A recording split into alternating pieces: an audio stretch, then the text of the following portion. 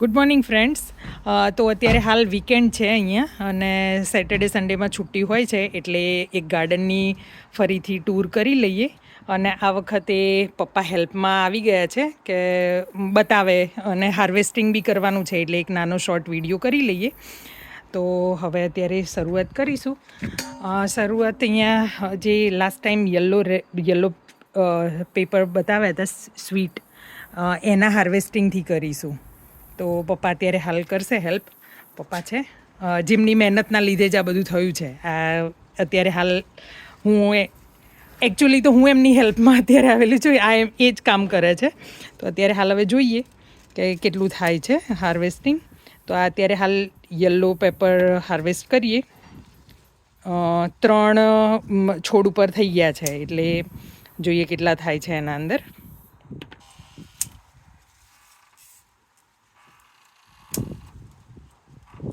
પાંચ પેપર એક સાથે રેડી થયા છે એટલે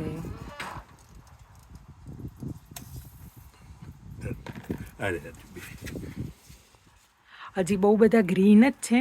જે યલો થશે ત્યારે ફરીથી હાર્વેસ્ટ કરીશું. હજી એકદમ રેડી નથી થયા. રેડી થયા એટલા આ છે. આવા સરસ એકદમ બ્રાઇટ યલો કલરના થાય. આ એક સ્વીટ હોય છે અને કેપ્સિકમ કરતાં અલગ લાગે ટેસ્ટમાં. અહીંયા છે એ રેડ કલરના છે જે હજી તૈયાર નથી થયા. થશે ત્યારે એનો પણ એક શોર્ટ વિડીયો બનાવી લઈશું. આ કેપ્સિકમ છે જે સ્લાઇટ ગ્રીન હજી દેખાય છે પણ એ ઉતારી લઈશું એક વખત એટલે પછી સરસ એવું થઈ જશે ઓરેન્જ કલરનું.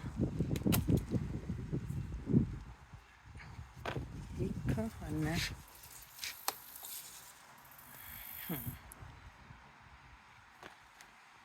લાસ્ટ વિડીયોમાં મેં ભૂલથી આને કંકોડું કહ્યું હતું પણ આ કારેલું છે. મેં પપ્પાને પૂછ્યું, મને બહુ નોલેજ નથી એટલે પપ્પા થોડું ગાઈડન્સ આમાં આપતા હોય. અને આ તૈયાર થયું છે. હવે કારેલું તૈયાર થશે, એ કંકોડું નથી. થોડી યલો ટામેટી બી લઈ લેવાની છે એટલે આ પપ્પા અત્યારે બધું એક સાથે જ અમે હાર્વેસ્ટિંગ કરી લઈએ તો આ વીકેન્ડનું બધું આના અંદર આવી જાય. Yellow cherry tomato. હવે આ બીજા છોડ ઉપર થોડા ચેરી ટામેટોસ છે.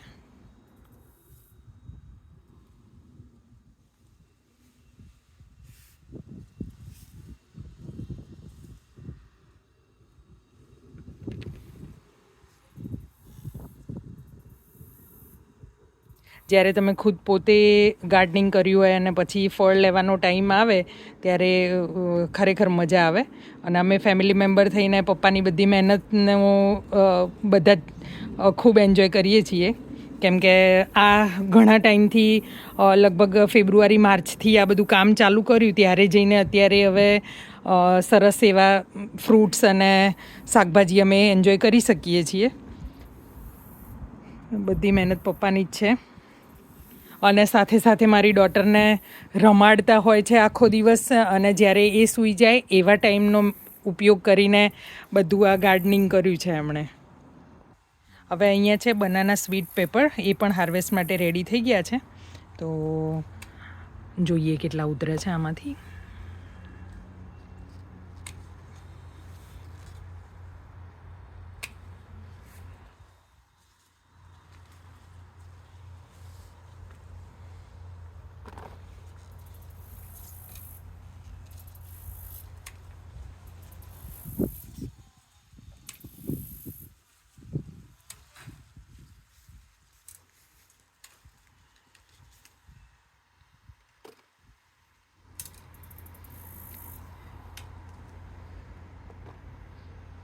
પપ્પાને મેં સ્પેશિયલ રિક્વેસ્ટ કરીને કીધું હતું કે હું તમારો વિડીયો ઉતારું, તમે આવો પ્લીઝ.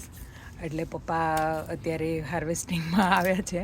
નહીં તો યુઝ્યુઅલી બધું રેડી કરીને પપ્પા સવારમાં મૂકી દે કિચનમાં કે આટલું થયું છે આજનું હાર્વેસ્ટિંગ. પણ આ વખતે મેં રિક્વેસ્ટ કરી હતી કે તમે પપ્પા આવજો, વિડીયોની મારે કરવો છે આખો, તો બધાને હું બતાવી શકું કે અમારે અહીંયા અમે કેટલું સરસ રીતે ગાર્ડનિંગને કરીએ છીએ.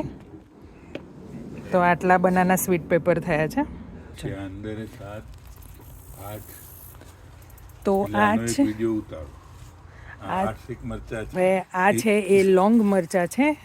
પપ્પાએ બધું એનું એ નામ તૈયાર કરીને કર્યું છે. એનું નામ છે કાઉહોર્ન પેપર. હવે એ કે તીખા નથી હોતા, પણ આ બધી ડિફરન્ટ વેરાયટીઝ છે જે કેવડા મોટા થાય છે. જો પપ્પાના હાથમાં, એમનો હાથ કેવડો મોટો છે છતાં બી એના હાથની બહાર નીકળે છે, એટલે સાઇઝમાં આટલા મોટા હોય છે. જાયન્ટ એકદમ કહેવાય ને, એવા છે આ મરચાં.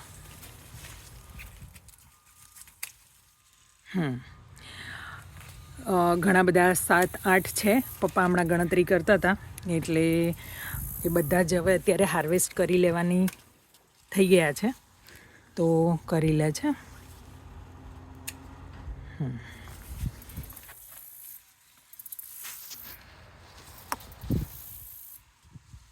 પછી થોડું છે ને એવી રીતે બી રાખે છે કે નેક્સ્ટ યર જ્યારે ફરીથી તમારે ગાર્ડનિંગ કરવું હોય તો અમુક મરચાં, ટામેટી એ બધું એકદમ જ પાકીને એના બિયારણ માટે બીજ બનાવી શકીએ, તો એ રીતે બી સ્ટોર કરીને અમુક ઝાડ ઉપર જ રાખીએ છીએ કે એ અત્યારે હાલ કટ નહીં કરવાના. તો એવું પણ કરીએ. એટલે આ બધું મેનેજમેન્ટ પપ્પા કરતા હોય, જે મને બહુ ના ખબર હોય, એટલે હું એમને પૂછીને જ કરું કે પપ્પા આ લેવાનું કે નહીં લેવાનું એમ. હવે અત્યારે રેડ શેફર્ડ મરચાં છે જે એકદમ હાર્વેસ્ટિંગ માટે રેડી થઈ ગયા છે, તો એ પણ જોઈ લઈએ. એ છે શેફર્ડ સ્વીટ પેપર. હા, જે ઓલમોસ્ટ થઈ જ ગયેલા છે. લા,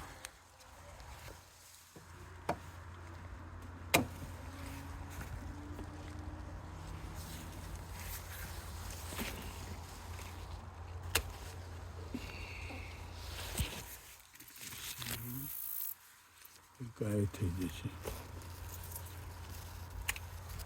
પાછળ પણ છે. નહીં, હજુ કમ્પ્લીટ નહીં થયા, થોડુંક થવા દેવું પડશે. ઓકે, આ બે થઈ જશે. હા, આ બાજુ પણ છે. થોડો ગ્રીન કલર હોય, પણ એ ગ્રીન કલર થોડાક જ ટાઈમમાં 2-3 દિવસમાં એ કમ્પ્લીટ રેડ થઈ જાય, એટલે બહુ વાંધો ના આવે. જો અત્યારે હાલ હાર્વેસ્ટ કરી લેવીએ ને તો પણ.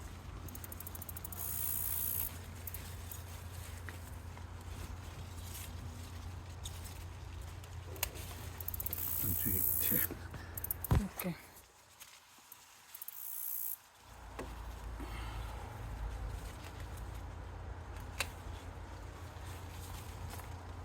એટલે આટલા રેડ શેફર્ડ મરચાં કર્યા છે, તો એ પણ અત્યારે હાલ હાર્વેસ્ટ કરી લીધા. હવે પપ્પા જુએ છે કે કયા મરચાં હવે ક્યારે રેડી થશે. હજી રેડ છે, તો એ પણ અત્યારે લઈ લઈએ બધા.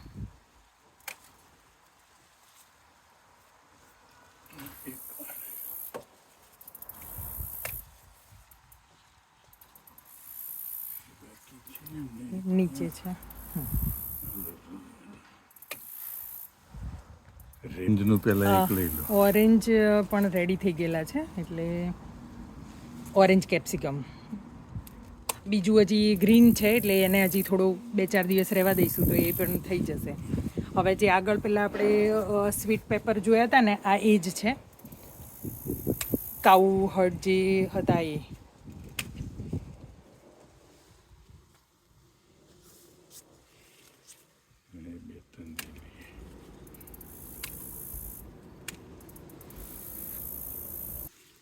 મને એમ હતું કે એક વ્હાઈટમાં આવી જશે, એક વ્હાઈટ બાઉલમાં બધા મરચાં ને બધું હાર્વેસ્ટિંગ પૂરું થઈ જશે, પણ આટલો બધો આઈડિયા નહોતો, એટલે પછી અત્યારે બીજું કન્ટેનર પણ મેં લીધું છે, અને બધા જ હવે મરચાં અત્યારે હાલ હાર્વેસ્ટ કરીને પપ્પા આપણને હેલ્પ કરી આપશે. આ જુઓ, જ્યારે એકસાથે આટલું બધું હાર્વેસ્ટિંગ થાય ને, ત્યારે થોડી વાર તો કન્ફ્યુઝન થઈ જાય કે હવે કઈ રેસીપીથી શું બનાવવું છે, પણ મમ્મી આના અંદર હેલ્પ કરે. મમ્મી પણ રેડી રાખે કે અચ્છા, તમારે આટલું હાર્વેસ્ટિંગ થયું છે, તો પછી રેડ શેફર્ડ મરચાંની તમે શેઝવાન ચટણી બનાવી શકો, કે પછી તમે સ્ટફ્ડ કેપ્સિકમનું કંઈ બી એમ કે સબ્જી કે કોઈ ડીશ કંઈ બી રેસીપી યુઝ કરીને બનાવી શકો. તો આ બધું જ એકસાથે થાય છે. આ બાજુ જોઈએ તો હજી રીંગણ મેં હમણાં જ યુઝ કર્યા હતા પાઉંભાજી બનાવી ત્યારે 2-3 રીંગણ આમાંથી લઈ લીધા હતા એટલે એ યુઝ કરી લીધા હતા. 3 લેવાના છે. હા આમાંથી પણ અહીંયા છે જો એ પણ લઈ લઈએ. હા યસ થઈ ગયા છે રેડી.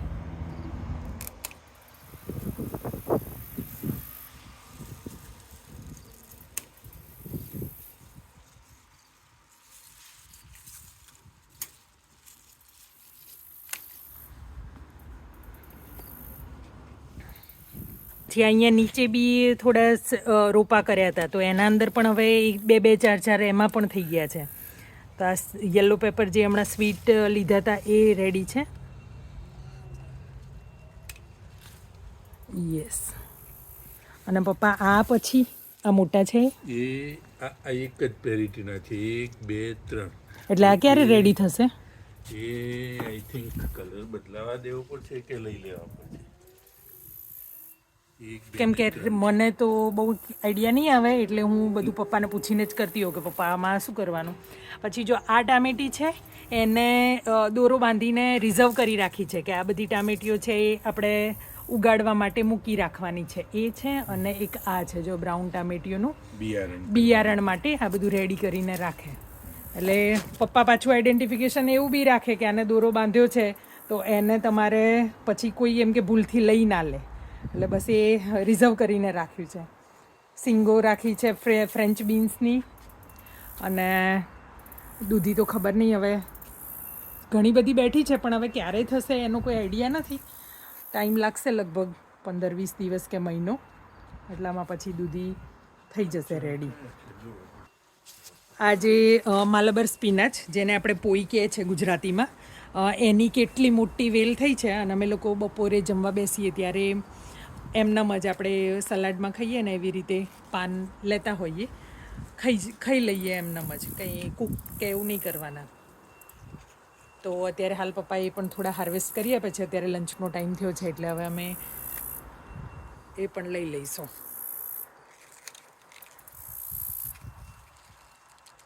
એક બહુ જ મોટી વેલ થઈ છે. એક નાનું અમથું રોપો લઈ આવેલા હતા અને ખબર નહોતી કે કેવું થશે કેવડું થશે. ફર્સ્ટ ટાઈમ લાવેલા પણ બહુ જ સરસ અમે આનું અત્યાર સુધીમાં પાત્રા બનાવ્યા. એનું મમ્મીએ એક વખત શાક બનાવીને બી કર્યું હતું તે રેડી. તો એ પણ બહુ મજા આવી હતી શાક ખાવાની. આ એના બિયા જે થયા છે એ કાળા થઈ જશે ત્યારે એમાં પછી એ બિયારણ પછી નેક્સ્ટ યર માટે તૈયાર કરવામાં આવશે.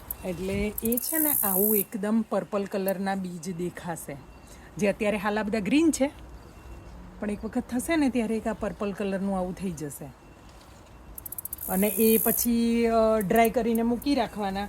તો નેક્સ્ટ યર પછી આપણે આમાંથી જ બિયારણમાંથી જ કરી શકીએ. જો અહીંયા તમે જોઈ શકો પર્પલ કલરના બીજ થયેલા છે. અરે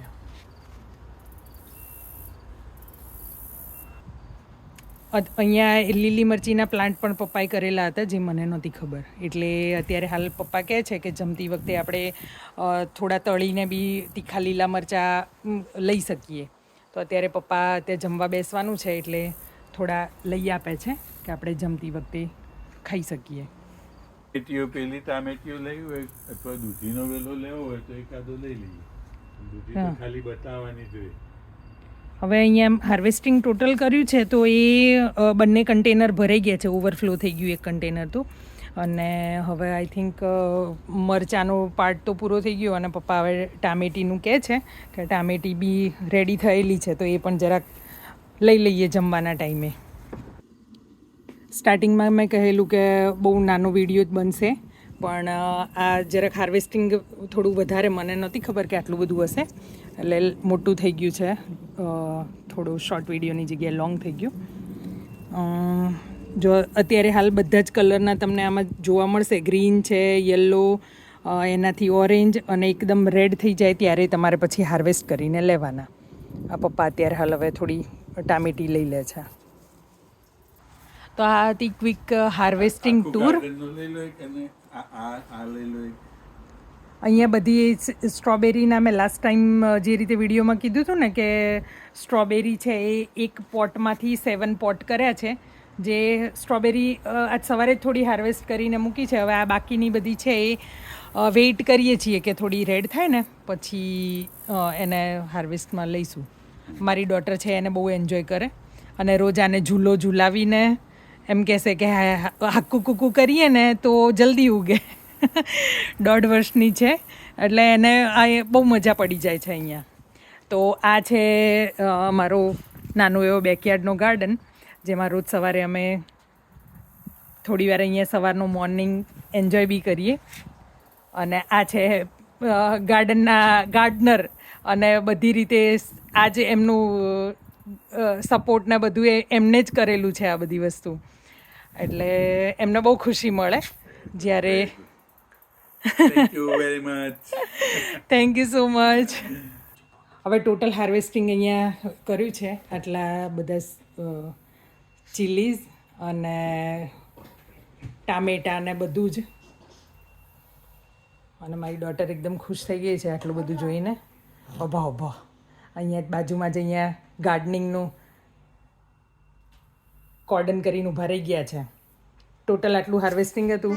okay, thank you for watching.